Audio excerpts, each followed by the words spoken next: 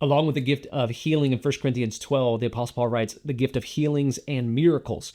And the gift of miracles is when God supernaturally alters some kind of circumstance for his glory. Now, all of these gifts are for his glory, but I think miracles are the ones that stand out the most. Again, Jesus had a ministry full of miracles. He fed 5,000 men plus women and children. So some historians believe upwards of like 15 to 20,000 people in the Gospels with just a few fish and a few loaves of bread. I mean, that's a miracle. There's no way that can naturally happen.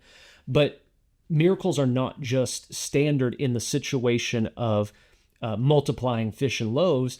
Miracles are when God intervenes in a circumstance and it completely alters it, and there's no natural explanation for it.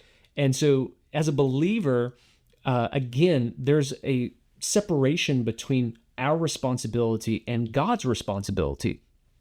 And if you're the kind of person who just wants to walk in miracles, but you don't want to walk in obedience, you need to renew your mind, because God does not provide miracles for people who are lazy.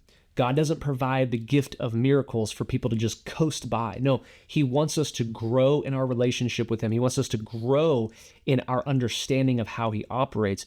And so miracles still require faith.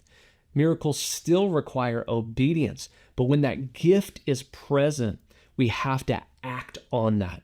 So if you go back to that story of Jesus feeding 5,000 men plus women and children, you'll actually see that when Jesus received the fish and the loaves, the Bible says he broke that and then he put it in the hands of the disciples.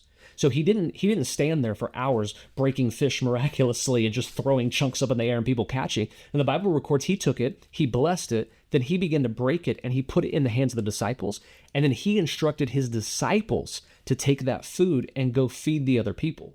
So the miracle didn't happen in Jesus' hands. The miracle happened in the hands of the disciples, but it was Jesus' miraculous power that did that. It was their obedience that allowed them to be a vessel used by God for that miracle. So I want to encourage you, absolutely believe for miracles, but don't be lazy.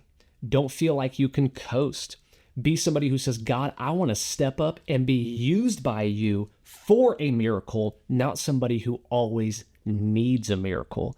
That is the gift of miracles, working and operating for God's glory.